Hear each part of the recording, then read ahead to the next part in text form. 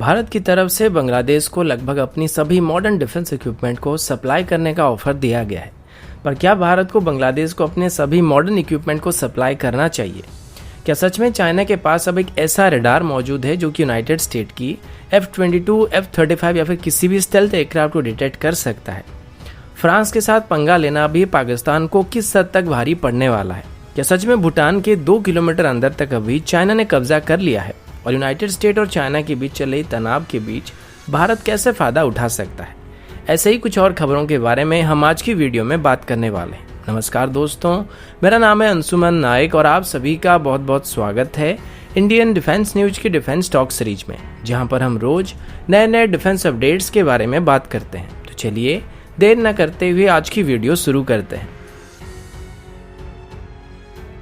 आज की पहली अपडेट भारत और बांग्लादेश को लेके। रिसेंटली बांग्लादेश के इंस्टीट्यूट फॉर इंटरनेशनल स्टडीज में अरेंज किए गए एक सेमिनार में स्पीच देते हुए भारत के फॉरेन सेक्रेटरी हर्षवर्धन श्रृंगला ने बताया कि आगे चल के भारत और बांग्लादेश के बीच बायलैटरल डिफेंस कोऑपरेशन को काफी हद तक मजबूत किया जा सकता है और भारत की तरफ से बांग्लादेश को मॉडर्न डिफेंस इक्विपमेंट को सप्लाई करने से लेके बांग्लादेश के ऑफिसर्स को ट्रेनिंग प्रोवाइड करने का ऑफर दिया जा चुका है। हाल ही में भारत की तरफ से बांग्लादेश को 10 ट्रेंड कुत्ते और 20 बैटल हॉर्स को भी गिफ्ट के तौर पर दिया गया था और अभी भारत बांग्लादेश को $500 मिलियन की लाइन ऑफ क्रेडिट को भी ऑफर कर रही है, जिसके अंदर बांग्लादेश को भारत की तरफ से लगभग हमारी सभी मॉडर्न डिफेंस इक्विपमेंट ऑफर किए जा रहे हैं, जिसमें Tejas light combat helicopter, light utility helicopter, advance light helicopter, Dornier aircraft जैसे और भी कई सारे एविएशन सेक्टर से रिलेटेड डिफेंस इक्विपमेंट शामिल है। वहीं पर दूसरी तरफ भारत की तरफ से बांग्लादेश को first patrol vessel, interceptor boat, offshore patrol vessel, corvettes, combat management system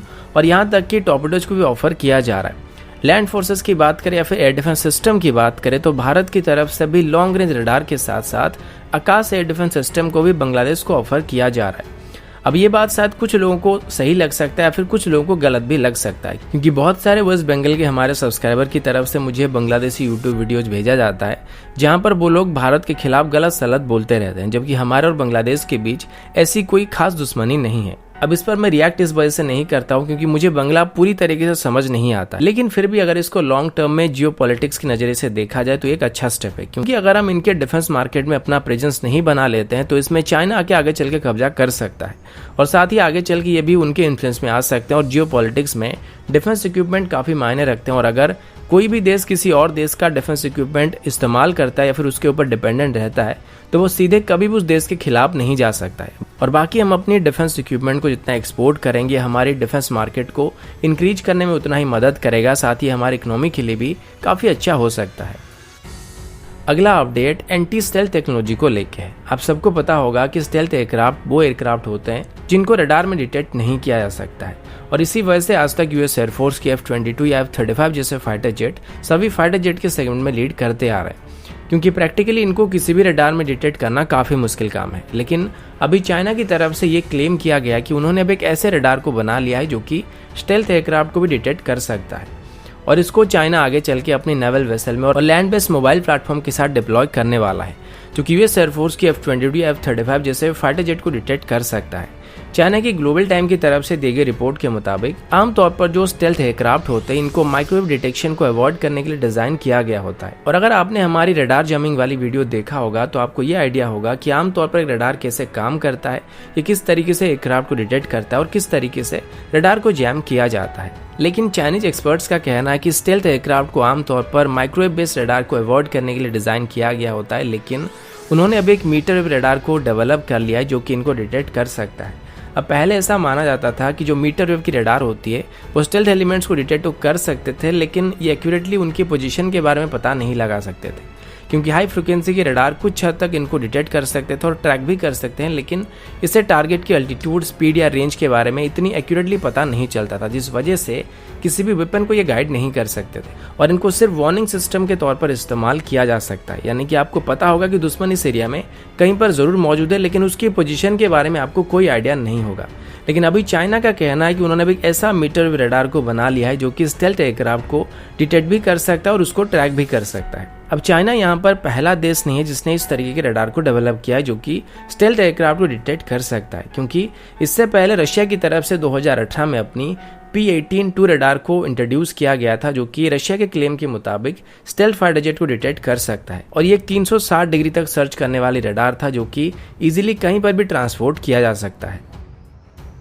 अगला अपडेट पाकिस्तान की तरफ से। अब सबको याद होगा कुछ दिन पहले पाकिस्तान की पीएम इमरान खान की तरफ से और पूरी पाकिस्तान की तरफ से फ्रेंच प्रोडक्ट्स का बहिष्कार करना शुरू किया गया था और खुलेआम फ्रांस के प्रेसिडेंट इमानुएल मैक्रोन का अपमान किया जा रहा था।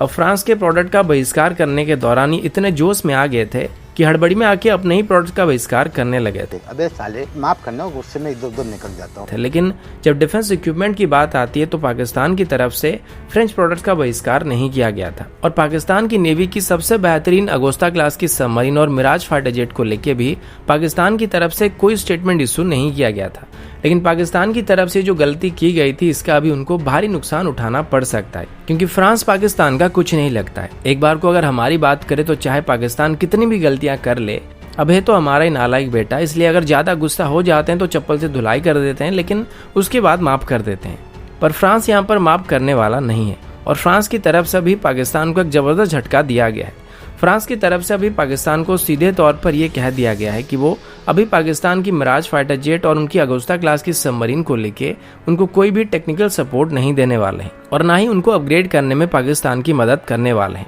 अब अगर ऐसा हुआ तो पाकिस्तान की सभी मिराज और अगोस्ता क्लास की सबमरीन ज्यादा दिन तक ऑपरेशनल नहीं रह पाएंगे। साथ ही फ्रांस अभी पाकिस्तान के ऊपर इतना नाराज हो चुका है कि कतार को फ्रांस की तरफ से नोटिस दिया गया कि उनकी वहां पर पाकिस्तानी टेक्नीशियन को भी जॉब पर नहीं रखा जाए, क्योंकि कतार अभी रफाल को ऑपरेट कर रहा है। साथ ही फ्रेंच और Italian origin air defence system को भी अपग्रेड करने के लिए पाकिस्तान की तरफ से फ्रांस के पास रिक्वेस्ट किया गया था, जिनको फ्रांस की तरफ से अपग्रेड करने से मना कर दिया गया है। तो कुल मिलाकर अभी पाकिस्तान की 150 के आसपास मिराज, 3 अगोस्ता क्लास की सबमरीन और अननोन अमाउंट में एयर डिफेंस सिस्टम जल्द ही ग्राउंडेड कंडीशन में रहने वाले हैं। लेकिन कोई नहीं, आपने घबराना नहीं है और वैसे भी अंकल चिंगू आपकी मदद करने वाले हैं और 2023 तक वो आपको टाइप 039 क्लास के सबमरीन को भी डिलीवर करने वाले हैं। तो हमारे पाकिस्तानी बंधु खुद को ये तसल्ली दे सकते हैं कि चाहे अगोस्ता पार्किंग में रहे तो कोई दिक्कत नहीं, हम टाइप 039 क्लास की सबमरीन चला सकते हैं। लेकिन मैंने ये भी सुना था कि टाइप 039 क्लास के सबमरीन में पाकिस्तान की तरफ से जर्मनी की आईपी सिस्टम को लगाने की कोशिश की जा रही थी और जब जर्मनी को पाकिस्तान की तरफ से इसके बारे में अप्रोच किया गया था तो उन्होंने पाकिस्तान को आईपी सिस्टम सप्लाई करने के लिए मना कर दिया था। अगला अपडेट भारत और सऊदी अरब को लेके है। कुछ महीने पहले सऊदी अरब की तरफ से अपनी नई करेंसी नोट को इंट्रोड्यूस किया गया था। ये नोट 20 रियाल का था, जिसमें एक वर्ल्ड मैप छपा हुआ था, लेकिन इस मैप में जम्मू एंड कश्मीर और लद्दाख वाला पार्ट भारत के हिस्से में दिखाया नहीं गया था। इस बात को लेकर सबसे पहले भारत के लोगों की तरफ से शार्प रिस्पांस दिया गया था और उसके बाद गवर्नमेंट की तरफ से भी ऑफिशियल लेवल में सऊदी अरब को उनकी इस नोट को लेकर कंप्लेन किया गया था। हमारे एक्सटर्नल अफेयर मिनिस्ट्री की तरफ से बताया गया था अक्टूबर तक ही भारत की तरफ से सऊदी अरब को अपने नोट्स में इंडियन मैप को सही करने के लिए बता दिया गया था और अब यह रिपोर्ट के मुताबिक भारत के कंसर्न को सऊदी अरब की तरफ से काफी सीरियसली लिया गया था और अभी सऊदी अरब की तरफ से इसको पूरी तरीके से ठीक करने का वादा किया जा चुका है। और इससे जुड़े ऑफिशियल का कहना कि सऊदी अरब की तरफ से अभी हाल ही में ही इशू किए गए अपनी सभी 20 रियाल वाले नोट को वापस लेने का फैसला किया गया और साथ ही इसको वो आगे चल के ठीक करके दोबारा पेश करने वाले हैं। अगला अपडेट चाइना और भूटान को लेके, और जब बात भूटान से जुड़ा हुआ है तो इसमें भारत कहीं ना कहीं जरूर जुड़ा हुआ होगा। तो रिसेंटली एक खबर सामने आया था जिसमें ये बताया गया था कि चाइना की तरफ से अभी भूटान के अंदर आके एक कंप्लीट विलेज को वहां पे बना दिया गया है और भूटान के लगभग 2 किलोमीटर अंदर चाइना घुस चुका है। सबसे पहले इसके बारे में एक आर्टिकल एनडीटीवी की तरफ से पब्लिश किया गया था, लेकिन असल में इस आर्टिकल का जो सोर्स था वो चाइनीज ओरिजिन सोर्स था, क्योंकि ये क्लेम सबसे पहले चाइना की CGTN के एक सीनियर जर्नलिस्ट की तरफ से पोस्ट किया गया था और उन्होंने जिस एरिया के बारे में जिक्र किया था वो भूटान के अंदर था और डोकलम से बस 9 किलोमीटर ही दूर था। अब ये बात अगर सच है तो भूटान के साथ साथ भारत के लिए भी बात चिंताजनक था, क्योंकि यहाँ से चिकन नेक काफी करीब है और दूसरे के जगहों में कब्जा करना चाइना की पुरानी आदत है। लेकिन जब इस बात को लेकर भूटान से सवाल किया गया तो भूटान के एम्बेसडर की तरफ से बताया गया कि ऐसी कोई बात नहीं है और अभी कोई भी चाइनीज विलेज भूटान की बाउंड्री के अंदर मौजूद नहीं है और चाइना के जर्नलिस्ट की तरफ से जो स्टेटमेंट इशू किया गया था उसको सीधे तौर पर भूटान की तरफ से खारिज कर दिया गया है। अगला अपडेट भारत, चाइना और यूनाइटेड स्टेट को लेकर है। अब सब जानते हैं कि चाइनीज रायते की वजह से पूरे दुनिया भर में चाइना का रेपुटेशन काफी हद तक खराब हो चुका है और अब यूनाइटेड स्टेट और चाइना के बीच रिलेशन सबसे ज्यादा खराब हुए हैं। यूनाइटेड स्टेट की तरफ से भी काफी सारे चाइनीज कंपनियों को बैन किया जा चुका है और दुनिया भर के अलग अलग देश भी चाइनीज कंपनियों को बैन कर रहे हैं। इसी दौरान भारत के इकोनॉमिक और बिजनेस एक्सपर्ट्स का मानना है कि ये भारत के लिए एक बहुत ही बढ़िया मौका है, जहां पर भारत चाइना की ग्लोबल मार्केट के ऊपर कब्जा कर सकता है और स्पेशली यूएस की मार्केट में अपनी लार्जर प्रेजेंस को बना सकता है। अभी ऐसे 100 से ज्यादा बेसिक प्रोडक्ट्स को आइडेंटिफाई किया गया है, जैसे कि कॉटन, फूड ग्रेन वगैरह है, जिनको यूनाइटेड स्टेट की तरफ से बड़ी मात्रा में चाइना से इंपोर्ट किया जाता है। लेकिन ये सब भारत के पास भी काफी मैसिव अमाउंट में मौजूद है और अगर भारत इनको यूनाइटेड स्टेट को एक्सपोर्ट करना शुरू करता है तो हम इजीली चाइनीज मार्केट के ऊपर वहां पे कब्जा कर सकते हैं और इससे हमें कई मामलों में फायदा होने वाला है। एक तो इनडायरेक्टली हम इससे चाइना को फाइनेंशियल नुकसान पहुंचा सकते हैं और ऊपर से अपनी इकोनॉमी को भी सुधार सकते हैं, जो कि चाइनीज रायते की फैलने की वजह से काफी खराब हो चुकी है। अब यूनाइटेड स्टेट चाइना का सबसे बड़ा एक्सपोर्ट मार्केट में से एक है और अगर भारत इसमें कब्जा कर लेता है तो इससे चाइना को काफी तकलीफ होने वाली है और अभी जैसे हालात चल रहे हैं ऐसे में भारत के लिए ज्यादा मुश्किल नहीं होने वाला, क्योंकि लोगों के मन में अभी चाइना के प्रति जो गुस्सा है, अगर ऐसे हालात में सही दाम में उनको चाइनीज प्रोडक्ट्स का अल्टरनेटिव को ऑफर किया जाता है तो वो यकीनन चाइनीज प्रोडक्ट को छोड़ के भारत के प्रोडक्ट को खरीद सकते हैं। तो दोस्तों अभी के लिए इतना ही, मिलता हूँ आपसे अगले वीडियो में, तब तक के लिए जय हिंद, वंदे मातरम।